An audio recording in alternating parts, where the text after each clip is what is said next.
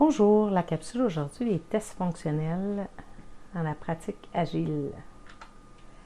Donc, des tests fonctionnels, ça teste vraiment une fonctionnalité. Donc, pas seulement une méthode. Si on veut tester seulement une méthode, ça, c'est les tests unitaires qu'on va faire après. Donc, ici, on doit tester le comportement de l'application et on va faire ça à partir de données de tests qu'on peut générer à partir de mock ou manuellement. Et on va le faire à partir de scénarios. Alors, les scénarios sont extrêmement importants. C'est vos cas selon ce que vous avez à tester dans votre application.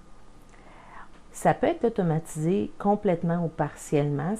C'est parfois difficile d'automatiser un test fonctionnel, étant donné que c'est un processus complet là, que ça peut tester une fonctionnalité qui peut être plutôt plus grosse ou plus petite. Et l'intervention de l'utilisateur au niveau de l'interface, bien, il y a des logiciels de plus en plus qui sont créés pour pouvoir faire ça, mais ça couvre rarement l'ensemble. On a souvent à intervenir manuellement pour les tests fonctionnels, ce qui n'est pas tant le cas pour les tests unitaires. Mais ça s'améliore de plus en plus. On a des outils pour ça. Malheureusement, la majorité sont payants pour les tests fonctionnels. Il faut qu'ils soient intelligibles pour le client. Les tests fonctionnels peuvent être exécutés autant par un programmeur que par un testeur user. Donc, souvent, on va prendre dans des équipes de testeurs, ce n'est pas nécessairement des programmeurs, même rarement. C'est souvent des analyses d'affaires ou des experts du domaine. Ça peut être des usagers qui ont été sélectionnés pour faire partie d'un comité directeur qui va identifier les besoins là, selon chaque rôle dans l'application. Et c'est souvent eux qui vont servir de testeurs fonctionnels de dernière ligne, donc la dernière couche de test là, avant la mise en production. La présentation du produit, vous devez la faire avant et après le test unitaire. Donc, il faut déterminer de quoi ça a l'air avant et après les tests unitaires. Donc, on va souvent faire ces tests-là dans les deux. Le résultat de tout ça, c'est est-ce que le test passe au complet ou pas. C'est pas il passe, mais c'est au complet, tout est beau. S'il y a une chose qui passe pas, le test passe pas. Donc, le test échoue. C'est bien important. Les tests fonctionnels, on va souvent les appeler des tests de recettes, des tests de clients, des tests d'acceptation, des tests métiers, parce que c'est des fonctionnalités. C'est pour ça qu'on parle souvent de métier. Quand on fait l'analyse d'affaires, entre autres, dans vos cours d'analyse, vous allez voir ça. C'est qu'est-ce que les gens ont à faire, c'est quoi le processus d'affaires avec les règles d'affaires du client. Donc, on va parler de métier. Et ici, pour le test, c'est la fonctionnalité qui est attestée. Donc, on peut appeler ça test métier. Fait que c'est important de prendre les tests fonctionnels comme étant la couche après. Donc, souvent, on va tester chaque petite partie de notre code en test unitaire. Donc, vraiment, chaque méthode, chaque classe, nos contrôleurs, est-ce qu'ils font qu'est-ce qu'ils sont censés, est-ce que les vues font qu'est-ce qu'elles sont censées, etc. Et là, c'est quand on met ça ensemble qu'on passe d'une vue à l'autre, qu'un processus change, par exemple, est-ce que ça suit vraiment l'ordre? Est-ce qu'un élément peut être confirmé avant d'avoir été déposé ou validé? Quand on a un processus là, avec des statuts à respecter puis un ordre spécifique. Donc, ça, c'est plus que juste une méthode à tester, c'est l'ensemble. C'est sûr que plus l'application est rikiki, comme celle qu'on fait dans les cours ou dans les démonstrations, parce qu'on n'a pas beaucoup de temps pour chaque matière, bien, vous allez trouver souvent que les tests fonctionnels ressemblent à vos tests unitaires parce que vos fonctionnalités ne font pas grand-chose. Elles sont assez limitées dans leurs possibilités pour le moment, mais plus ça va aller, plus ça va augmenter. Donc, dans vos cours de 4W, en passant du 4 au 5, par exemple, le 5W, là, on va avoir des applications beaucoup plus grosses. Là, les tests fonctionnels vont couvrir vraiment plusieurs méthodes et fonctions. Les avantages et désavantages de ces tests-là, c'est que ça encourage la collaboration entre le client et l'équipe de programmation parce que vous avez à vraiment tester avec quelqu'un qui est proche du domaine d'affaires, donc souvent un client ou un représentant du client, comme on parlait du comité directeur. C'est comme un contrat entre ce que le programmeur est censé programmer et ce qui va passer. C'est pour ça que souvent on va les écrire avant de faire le code. L'équipe produit une fonctionnalité avec une réelle valeur ajoutée parce que le test fonctionnel doit répondre vraiment aux besoins du client. Ça a été validé et écrit souvent par les gens qui vont déterminer ces règles-là. Donc, on a une valeur ajoutée parce que ça répond bien aux demandes. Puis, ça diminue les défauts de régression. Régression, c'est quand on ajoute un élément, une fonctionnalité dans une application, puis que ça brise les choses qui étaient là avant. Et évidemment, ça réduit les coûts de maintenance parce qu'on s'assure de mettre en production un élément fonctionnel. Mais c'est quand même long à faire. C'est pour ça qu'on essaie le plus possible de les automatiser. Avec la venue du déploiement continu, ça inclut que les tests doivent être le plus possible automatisés parce qu'on doit repasser la batterie de tests à chaque fois qu'on rajoute quelque chose. Donc, les jeux de tests ont des scénarios basés sur les règles d'affaires. Donc, c'est quoi une règle d'affaires? C'est tout ce qui va être codé spécifiquement pour par exemple, que la date de début ne peut pas être inférieure à la date d'aujourd'hui ou à la date du jour quand on crée un événement. Donc, la règle d'affaires peut être celle-là. Dans un autre domaine, bien, la règle d'affaires peut être pour créer un événement, il faut que ce soit au moins 2 semaines plus loin que la date d'aujourd'hui, donc 2 semaines dans le futur.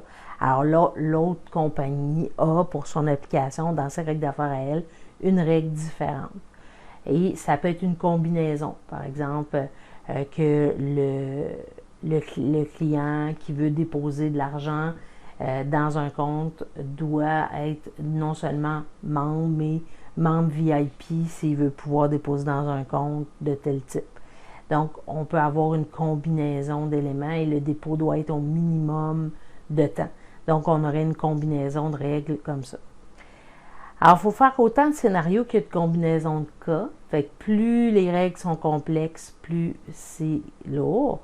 Vous allez voir que pour les tests unitaires, c'est le même combat dans le sens où vous devez déterminer des scénarios pour votre méthode ou votre classe à tester.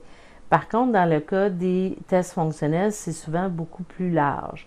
Et là, parce qu'on couvre plus d'étapes, et ça dépend du test fonctionnel. Des scénarios pour un affichage de données, donc je veux afficher la liste des restaurants dans les 5 km environnants, bien, le fait d'afficher va avoir moins souvent de scénarios que quand on a à faire du insert ou du update. Parce que là, du insert, du update, on doit valider chacune des entrées, que ça correspond aux critères. Par exemple, le nom est assez long, pas trop long, que ça correspond, qui contient par exemple des lettres, pas seulement des chiffres, des choses comme ça. Donc, on a beaucoup plus de validation à faire au niveau du insert ou du update que de l'affichage, donc du select. Il y a toujours au moins 2 scénarios. Donc, le premier scénario, c'est toujours quand tout le monde est beau et gentil et que ça va bien. Donc, ça fait ce que c'est censé faire. On a des données qui correspondent à ce qu'on est censé avoir. L'usager a rentré des données valides et tout va bien. Et aussi, des éléments où on rentre aucune donnée ou des données erronées. Donc, c'est rare qu'on a en bas de 2 scénarios, surtout au niveau du Create Insert ou du Update, du Edit Update. On a souvent beaucoup plus de scénarios que ça à tester. Par contre, pour l'affichage, souvent, les étudiants, ce que vous faites comme erreur, c'est que vous avez seulement un scénario. J'affiche les données. Mais je pourrais ne pas avoir de données correspondantes à ma recherche. Par exemple, des restaurants dans les 5 km, quand je suis au milieu de la toundra, il n'y en a peut-être pas. Donc, qu'est-ce que j'affiche au client à ce moment-là? Une fenêtre vide avec rien. Fait que là, le client ne sait pas qu'est-ce qui s'est passé, il ne sait pas si c'est parce que sa demande n'a pas rentré, si Internet a arrêté de fonctionner, il n'a aucune idée de ce qui se passe, donc il n'y a pas de message correspondant, valide, pour lui dire que il n'y a juste pas de restaurant autour dans les 5 km. Donc, c'est important d'avoir les deux. Donc, même au niveau du select, de quoi ça a l'air quand j'affiche beaucoup de données, quand j'affiche pas beaucoup de données, quand j'en affiche pas du tout. Donc, c'est rare qu'on a en bas de au moins 2 scénarios.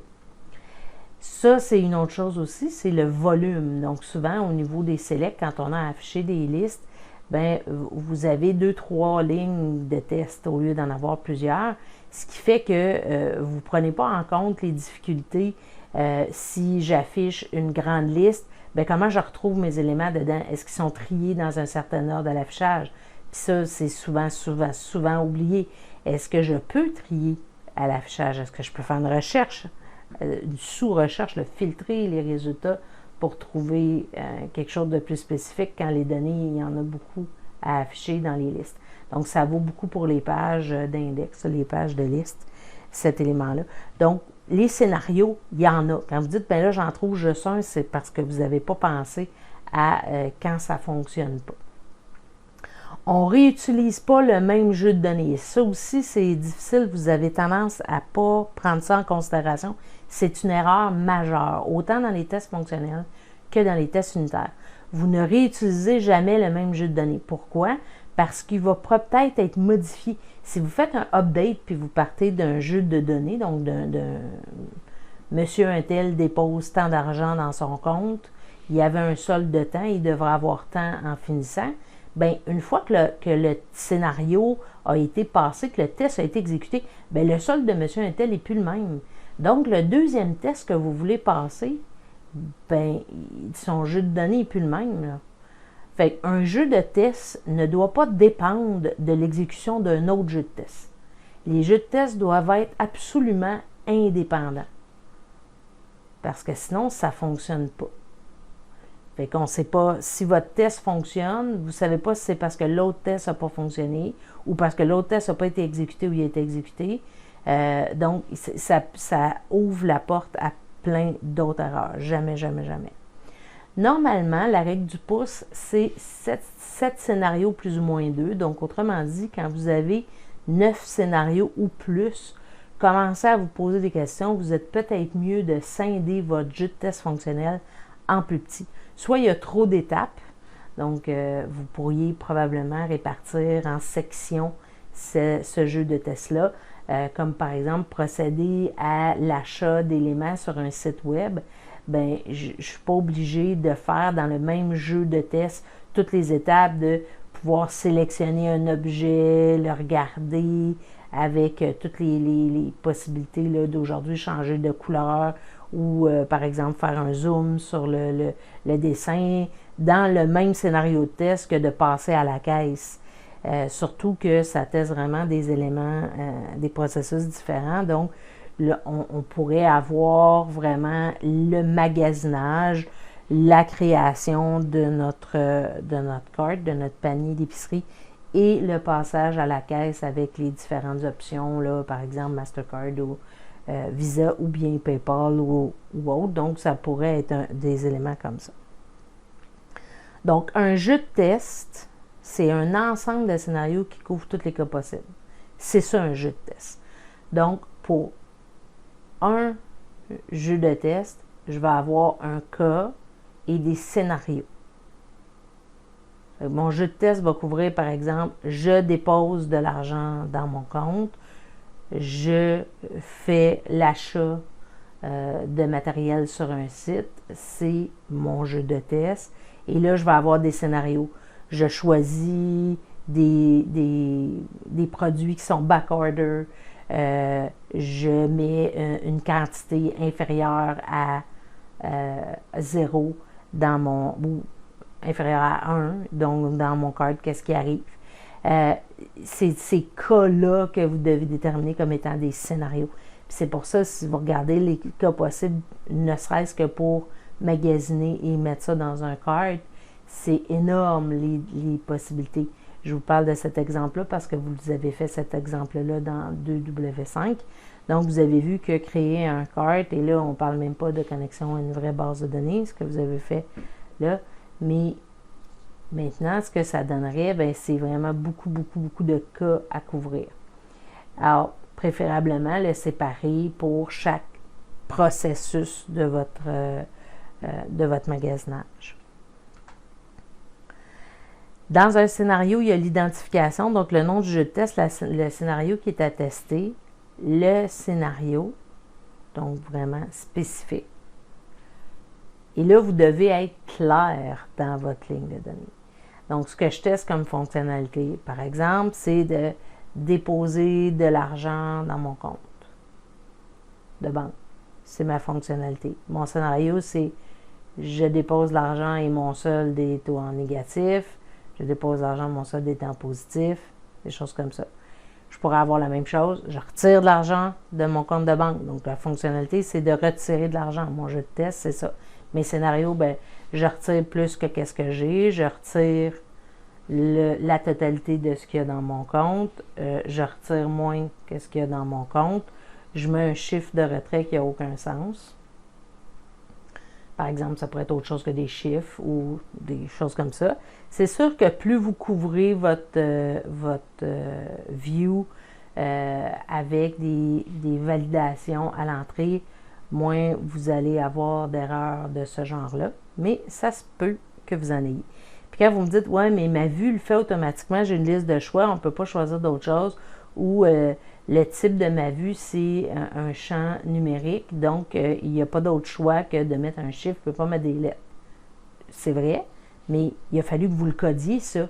Il a fallu que vous l'écriviez, le bon type. Donc, il faut que vous testez que vous n'avez pas oublié, puis vous ne l'avez pas laissé juste à un input ordinaire, puis pas de spécification de type. Si vous avez fait le lien avec Entity Frameworks, que vous avez mis votre ASP4 comme il faut, ça va fonctionner. Mais vous devez quand même vous assurer que vous n'en avez pas oublié. Et que les types que vous avez mis sont bons. Donc, ça veut dire que les propriétés, quand vous les avez définies dans votre modèle, elles étaient adéquates. Préconditions. Ça aussi, vous avez tendance à les oublier complètement. C'est la liste des choses qu'on considère comme vraies, comme validées, comme étant déjà fait avant mon test. Par exemple, je retire de l'argent du guichet, bien, mon action, ma fonctionnalité, c'est de retirer de l'argent.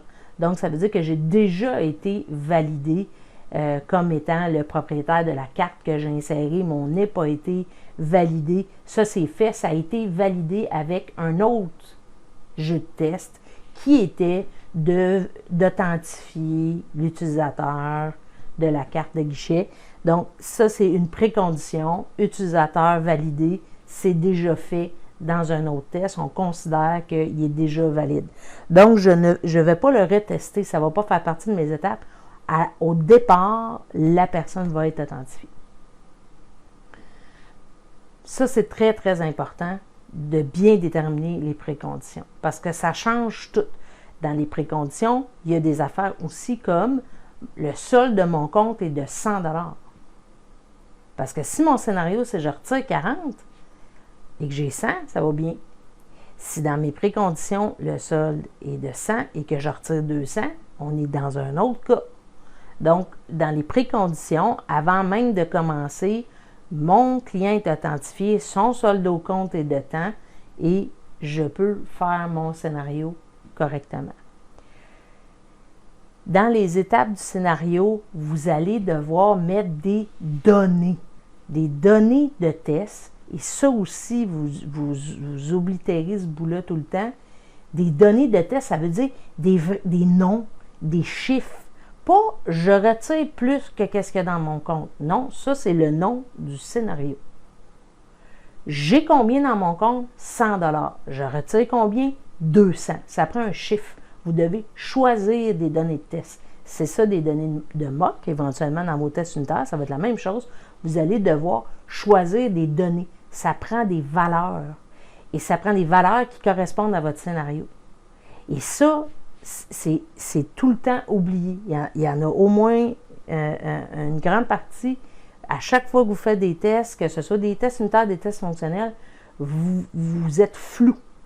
Un test, c'est précis. Ça a des données de cas qui correspondent au scénario qu'on teste.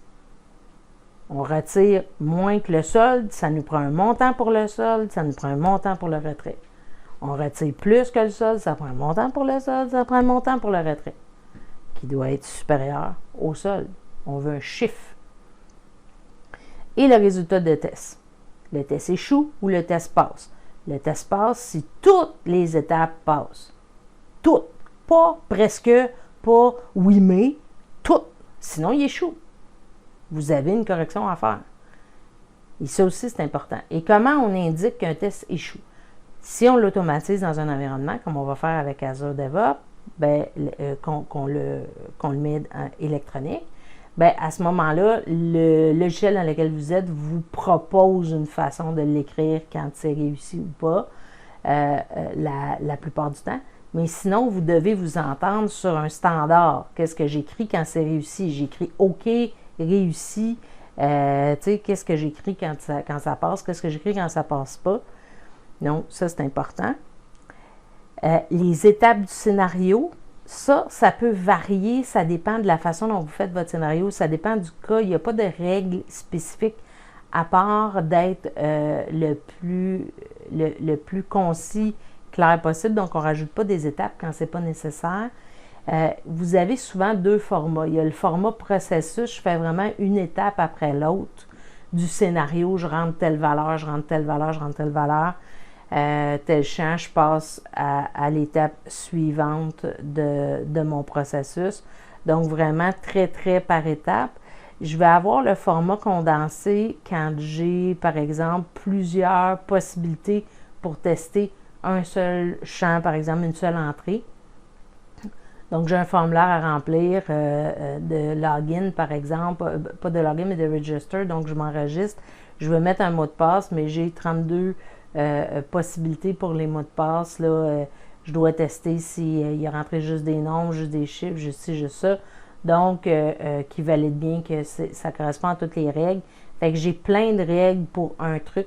Au lieu de faire des scénarios différents où je copie-colle pratiquement tout l'ensemble, donc les préconditions et tout ça, puis qu'il y a juste deux étapes dans mon scénario qui est de rentrer le password avec des lettres, avec des chiffres, avec des symboles, pas de symboles, rentrer un espace, rentrer rien pantoute. Donc, au lieu d'avoir ça, on peut faire un tableau plus concis au niveau des étapes où on va mettre les cas d'entrée de ce champ-là. Et des fois, une combinaison. Donc, si on a un formulaire où on a 2-3 champs, où on a beaucoup de validations à mettre, dans les étapes, quand on arrive à ce champ-là, on peut faire un tableau avec les possibilités. Fait que ça pourrait être ça aussi. Il y a vraiment beaucoup de latitude dans ce niveau-là. Plus on prend, par contre, un environnement comme Azure ou autre, pour entrer nos tests, là, on est un peu plus encadré dans la structure par le logiciel parce qu'on remplit les champs qu'il nous propose, même si la plupart sont personnalisables. Alors, un exemple d'une structure de scénario, donc on a l'identification ici, donc le jeu de test, retirer de l'argent, ce que je vous ai dit tantôt, le scénario, donc le solde au compte et le guichet contiennent assez d'argent, le jeu de données, donc ça c'est les valeurs, qu'est-ce qui vont être utilisés, donc ça peut être un script qu'on envoie dans la base de données, ça peut être un mock qu'on va faire bientôt ou autre, là, il y a plusieurs façons là, d'identifier les jeux de données puis de les mettre dedans. Par exemple, dans Azure, on peut mettre des paramètres. Les préconditions, donc le client Arthur, je les mets en gras. Hein, c'est vraiment un client spécifique, pas n'importe lequel, pas j'en choisis un au hasard. Il s'est authentifié, sa carte est bonne, son solde est de temps et le solde du guichet est de temps. Et là, j'ai mes étapes de scénario. Donc, il demande un retrait de 40 $. Le résultat attendu pour chaque étape. Donc, le résultat attendu, c'est le calcul du solde 100 moins 40 égale 60 et ça devrait afficher 60. Le résultat obtenu 60, OK, cette étape-là passe.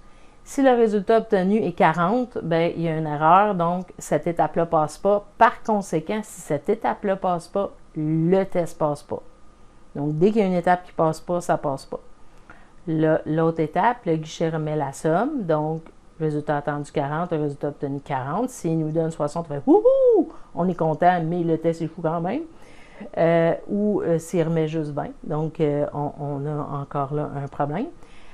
Alors, dès qu'il y a une étape qui échoue, le résultat du test, c'est échoué. Donc, en bas, test scénario 1, là, le solde du compte et le guichet contiennent assez d'argent. C'est mon scénario. Il serait réussi si toutes les étapes sont réussies. Donc là, j'aurais un autre cas qui dirait, ben je retire de l'argent du guichet. Par contre, le solde au compte est en bas de ce que je veux retirer. Le guichet contient pas assez d'argent. Un autre, c'est les deux. Donc, le solde et le guichet n'ont pas assez d'argent pour le montant choisi. On va choisir aussi les cas limites. Donc, par exemple, je retire exactement le montant qu'il y a dans mon compte. Donc, est-ce que ça compte? C'est facture des frais. On a des frais souvent quand on retire. Est-ce que ça peut mettre mon compte en moins ou est-ce qu'il doit être compté à l'intérieur? C'est toutes des règles d'affaires du client qui peuvent varier d'un client à l'autre. Il ne faut jamais les prendre pour acquis. Alors, les oublis fréquents, les autres scénarios. Donc, comme on disait, le solde et le compte contiennent assez d'argent. Ça, c'est mon scénario. Tout le monde est beau et gentil, ça va bien. Le solde au compte contient assez d'argent, mais le guichet, non. Le solde au compte ne contient pas assez d'argent et le guichet non plus. Le solde du compte et le guichet ne contiennent pas assez d'argent. Le solde du compte est négatif. Fait que là, ça va. Le solde du compte est de 0. Le solde du compte est inférieur au montant demandé. Le solde du compte est supérieur au montant demandé.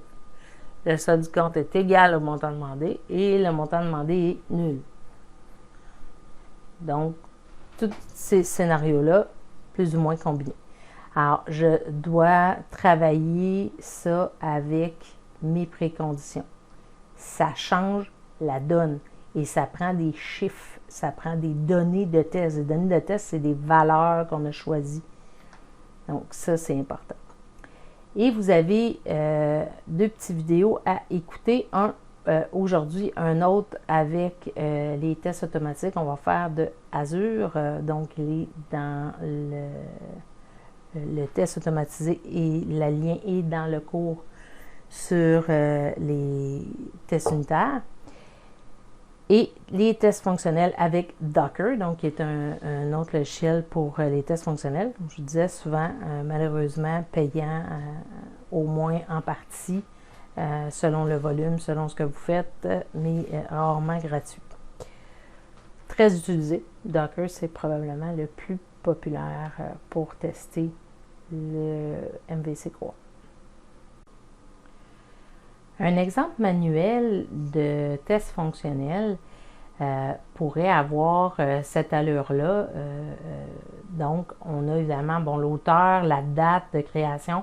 Quand on utilise des systèmes automatiques comme Azure, par exemple, ces éléments-là vont rentrer automatiquement parce qu'on est logué, parce que la date va s'inscrire toute seule.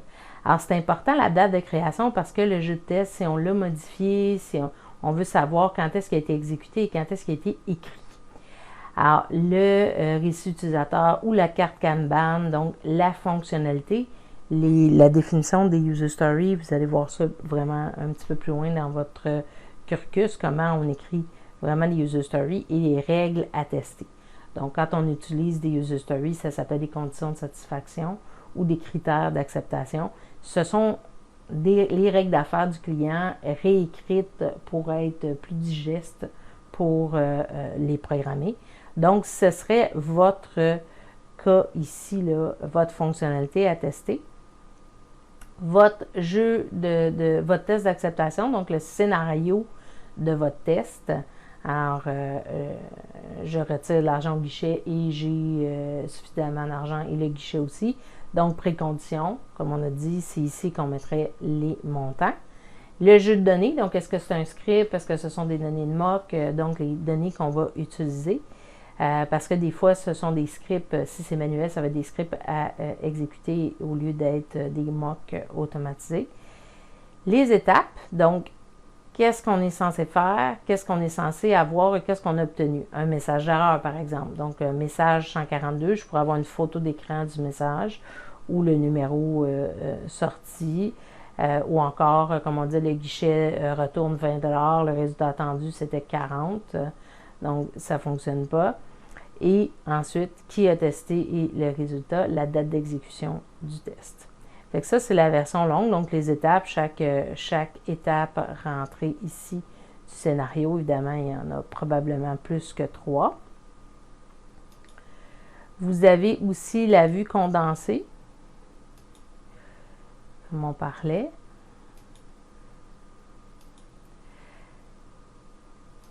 Alors, la vue condensée va être différente parce que si vous regardez ici, mon test d'acceptation, donc le scénario que je vais mettre ici va être générique. Donc ici, ça va être, par exemple, saisir un nouveau mot de passe.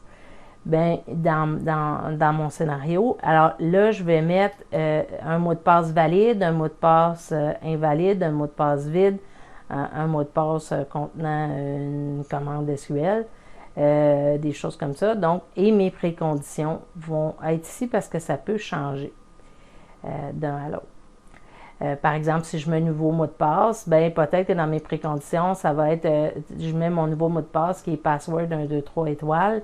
Puis dans mes préconditions, mon ancien password était password 1, 2, 3 étoiles.